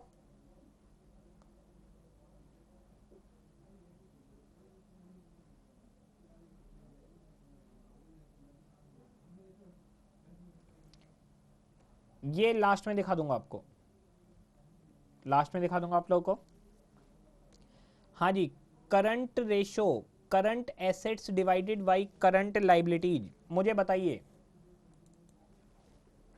Current assets divided by current liabilities, current ratio का आपने आइडल पढ़ा था 2:1। आप लोगों ने जो आइडल पढ़ा था वो पढ़ा था 2:1, 11-12 में जब भी पढ़ा होगा आपने। यहां पर ऐसा नहीं होगा। देखिए, अलग अलग इंडस्ट्री का अलग अलग आइडल हो सकता है। मुझे बताइए, आप लोगों की जो कोचिंग इंडस्ट्री की अगर बात करें हम, कोचिंग इंडस्ट्री की, मुझे बताइए एसेट्स में हमारे पास क्या होता होगा? करंट एसेट्स में क्या कोई डेटर्स होते हैं? स्टूडेंट ही तो है हमारे डेटर्स। बताइए, क्या हम किसी को उधार पढ़ाते हैं या सबसे फीस पहले ही ले लेते हैं? सबसे फीस पहले ही ले लेते हैं।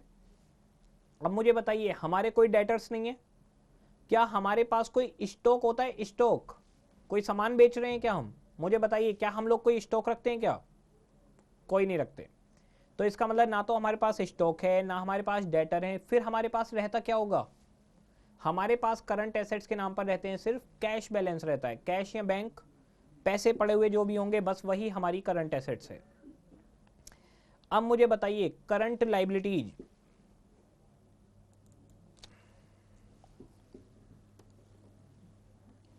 मेरी करंट लायबिलिटीज हैं 50,000 रुपए और करंट एसेट्स में मेरे पास कैश है, सिर्फ कैश 50,000। क्या मैं सोल्वेंट हूं या नहीं? क्या मैं अपनी लायबिलिटीज को पे कर सकता हूं या नहीं? बिल्कुल कर सकता हूं। जिस दिन मुझसे करंट लायबिलिटीज 50,000 मांगने आएंगी, उस दिन मैं उन्हें पैसे देकर भेज दूंगा। तो बताइए, 1:1 में भी मैं सेटिस्फाई कर सकता हूं, मैं सोल्वेंट हूं। 1:1 भी ठीक है। अब जरा सोचिए, एक दूसरी इंडस्ट्री, करंट लायबिलिटीज हैं 50,000, करंट एसेट्स, स्टॉक भी है, डेटर्स भी है, बीआर भी हैं, कैश भी है, ये सारी चीजें हैं। अब देखिए, स्टॉक बिकेगा तो पैसे आएंगे, डेटर्स पैसे देंगे तो पैसे आएंगे, बीआर से पैसे आएंगे, और कैश तो हमारे पास पहले से ही रखा हुआ है। अब बताइए, क्या मैं कह सकता हूं 1 लाख रुपए होने चाहिए?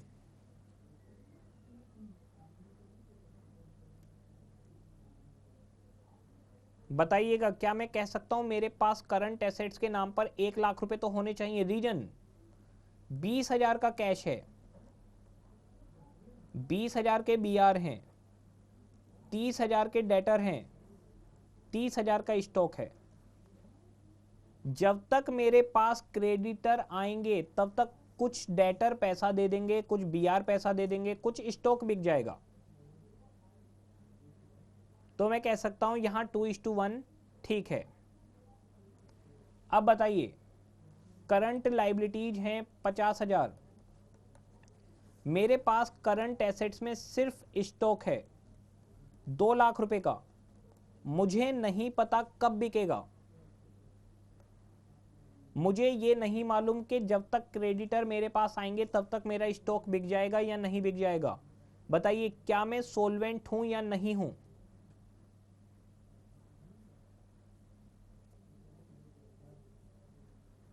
सोल्वेंट नहीं हूं। रीजन, जिस दिन क्रेडिटर मेरे पास आएंगे मेरे पास पैसा नहीं होगा, मुझे नहीं पता स्टॉक बिक जाएगा। अच्छा बताइए, स्टॉक में मेरे पास क्रैकर्स हैं, पटाखे हैं, कल दिवाली आने वाली है। अब बताइए कल दिवाली आ रही है, अब बताइए क्या ये 2 लाख का स्टॉक बिक जाएगा या नहीं बिक जाएगा? अब क्या मैं सोल्वेंट हूं या नहीं? अब सोल्वेंट हूं। यानी हम किसी एक रेशो को आइडल रेशो नहीं मान सकते। अलग अलग इंडस्ट्री में अलग अलग आइडल रेशो हो सकता है। किसी इंडस्ट्री में 2:1 सफिशिएंट हो सकता है किसी में 1:1 में काम हो जाए, और हो सकता है किसी में 3:1 में भी काम ना हो। तो क्वेश्चन आपको खुद बताएगा कि इंडस्ट्री का सोल्वेंट कितना है। मान लीजिए इंडस्ट्री का आइडल रेशो है या सेटिस्फैक्ट्री रेशो है 3:1, तो आपका रेशो है 2:1। इंडस्ट्री, जिस इंडस्ट्री में आप काम करते हो उसका रेशो है 3:1, जबकि आपकी कंपनी का है 2:1। क्या आप सोल्वेंट हैं या नहीं? आपका रेशो इंडस्ट्री से कम है, बताइए क्या आप सोल्वेंट हैं या नहीं हैं? बिल्कुल ठीक जवाब है नहीं है। इंडस्ट्री का रेशो है 3:1, हमारा रेशो है 2:1, तो हम सोल्वेंट नहीं है। हमारा कम से कम कितना होना चाहिए? हमारा कम से कम 3:1 होना चाहिए। अब जरा सोचिए, इंडस्ट्री का रेशो है 1:1, इंडस्ट्री का रेशो है 1:1 और हमारी कंपनी का रेशो है 1.5:1। अब बताइए, इंडस्ट्री का है 1:1 और हमारा है 1.5:1, हम सोल्वेंट हैं या नहीं? बिल्कुल हम सोल्वेंट हैं, तो हमारा रेशो उनसे बेटर है। ये चीज आती है, देखेगा। ये पहला रेशो है करंट रेशो। पहले करंट रेशो के कुछ क्वेश्चन करवाता हूं, फिर बाकी बचे हुए रेशो के क्वेश्चन भी करवाए जाएंगे। एक क्वेश्चन है हमारी बुक में, क्वेश्चन नंबर 7।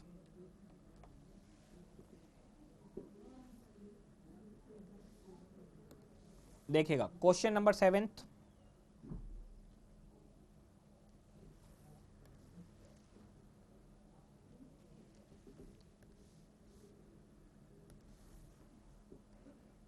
क्वेश्चन नंबर 7 क्या कहता है, पढ़ते हैं। क्वेश्चन नंबर 7 कहता है एज्यूमिंग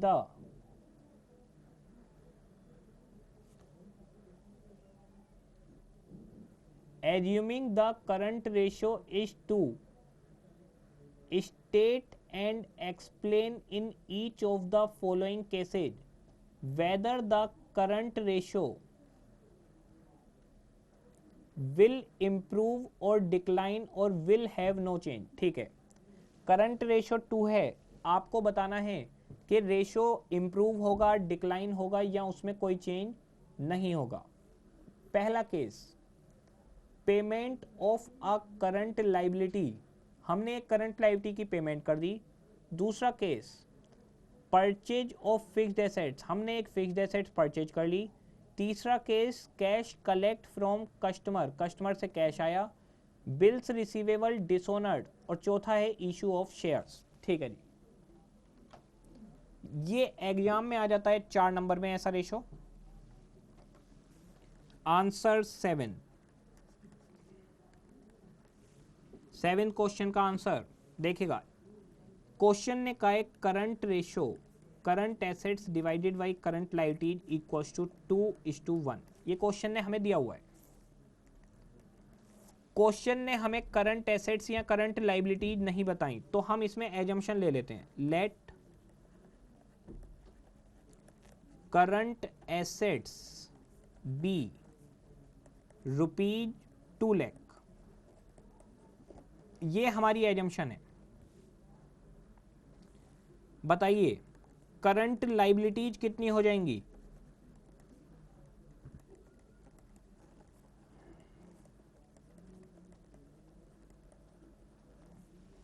₹1,00,000।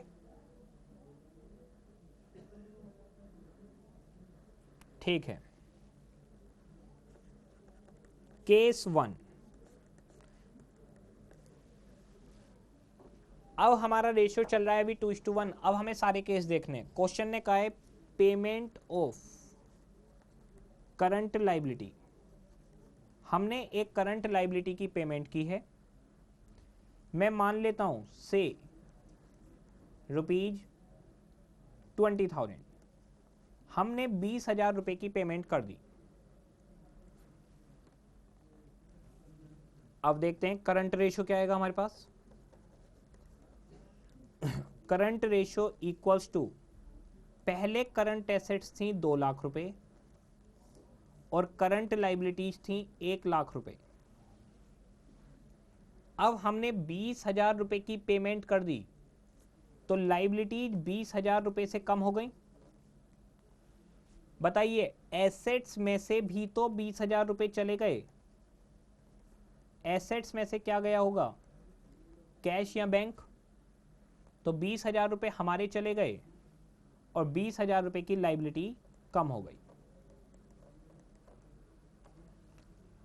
बताइए अब रेशो क्या बना? 1,80,000 डिवाइडेड बाई 80,000। रेशो निकाल कर बताइए कितना आ रहा है?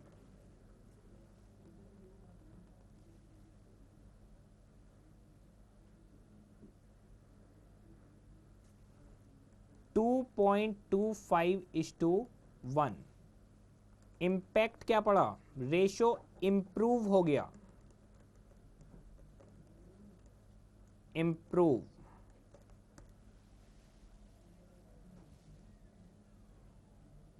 रेशो इंप्रूव हो गया। अब मुझे बताइए क्या हम बिना सॉल्व करे अपना डिसीजन देंगे? गड़बड़ हो सकती है या नहीं?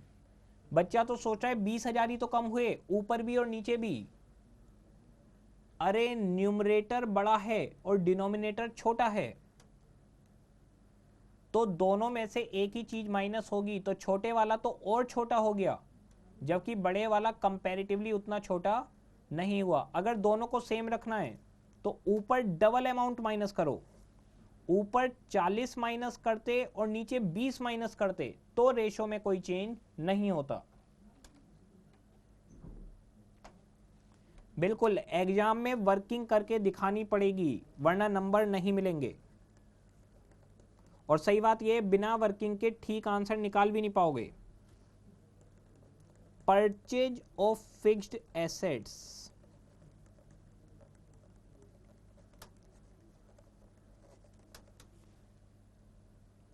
Purchase of fixed assets. मैं मान लेता हूं मैंने कैश में परचेज किया है से रुपीज 40,000 इन कैश। कैश में परचेज कर लिया। अब देखते हैं रेशो।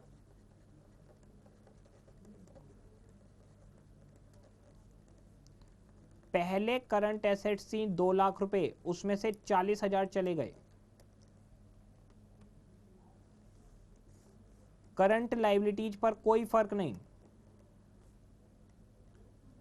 वो 1,00,000 रुपए की 1,00,000 हैं। 1.6:1। बताइए इंपैक्ट क्या पड़ा? इंपैक्ट पड़ा डिक्लाइन।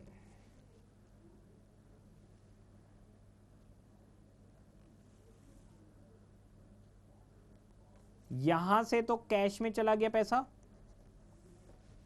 लाइबिलिटी पर कोई फर्क नहीं। करंट एसेट्स में से कैश कम हो गया, लाइबिलिटी पे कोई फर्क नहीं पड़ा। केस 3, फिरोजाबाद वाले पूछ रहे हैं ऐसा क्यों? एसेट्स में से तो कैश चला गया, लाइबिलिटी तो 1,00,000 की 1,00,000 ही अभी भी। कैश कलेक्टेड फ्रॉम कस्टमर्स,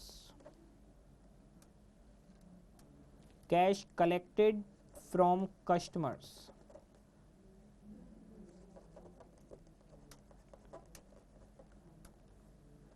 से, मान लेते हैं 25,000 रुपये, कुछ भी मान सकते हैं।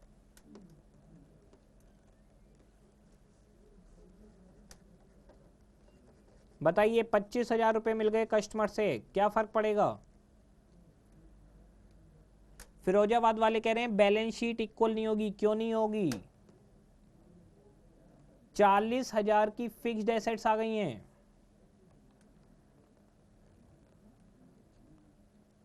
40,000 की फिक्स्ड एसेट्स आ जाएंगी। हाँ जी, 2 लाख रुपए की करंट एसेट्स थी प्लस 25,000 रुपये कैश आ गया।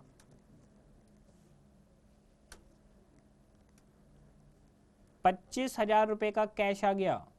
अब बताइए कैश 25,000 रुपये आ गया तो 25,000 के डेटर्स भी तो कम हो गए।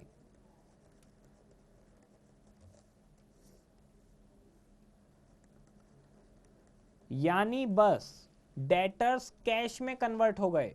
तो अगर डेटर्स कैश में कन्वर्ट हो गए तो कोई फर्क नहीं पड़ने वाला।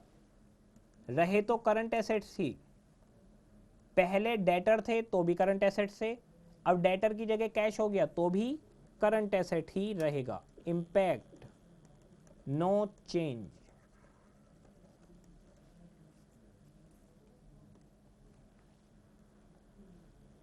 D, B R dishonoured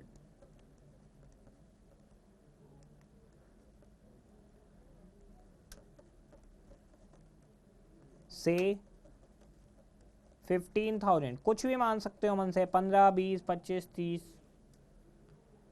B R dishonoured हो गए। Current ratio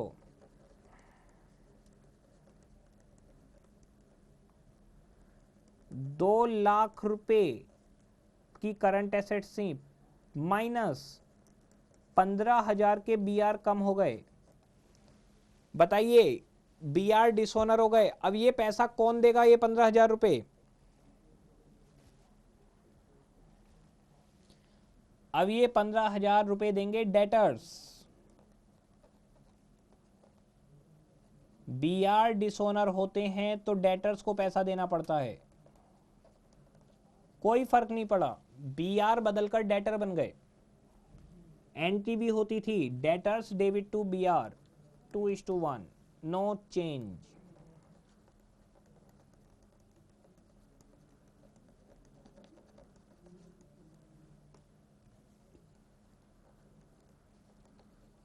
issue of new shares, नए शेयर इशू किए हैं, कैश में करे होंगे, से ₹50,000 इन कैश या बैंक में, जैसे भी आए हों, कैश में आए या बैंक में, बढ़ेगी तो current assets. Current ratio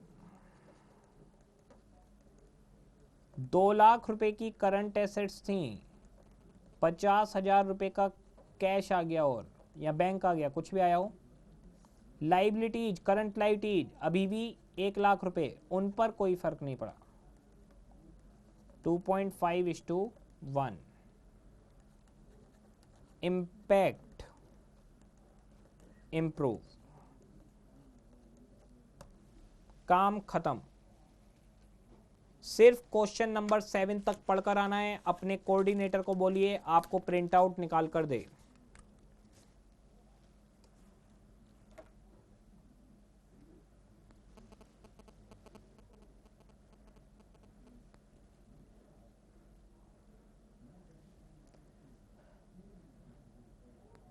Bareilly वाले कह रहे हैं कि हमने शेयर परचेज करें स्टॉक एक्सचेंज से, लॉस हो गया, उससे मतलब नहीं है।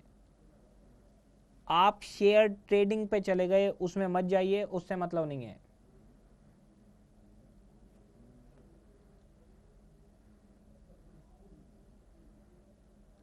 इशू ऑफ न्यू शेयर्स, नए शेयर इशू करें, अभी इक्विटी शेयर इशू करें हैं।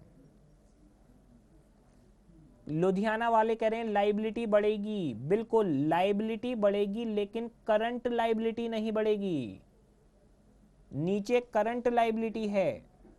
ये जो 50,000 रुपए के ये तो शेयर कैपिटल बन गए होंगे लाइबिलिटी में। लाइबिलिटी बढ़ेगी लेकिन करंट लाइबिलिटी नहीं। TDS debit balance,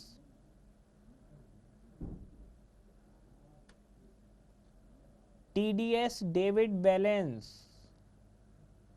TDS debit balance का मतलब है किसी ने आपका टीडीएस काट लिया है। अभी उसमें मत उलझिए, टैक्स के बाद आएगा। एक एक करके नोट कर लीजिए, दिखा रहा हूं, सबको दिखा रहा हूं, एक एक करके रुक जाइए।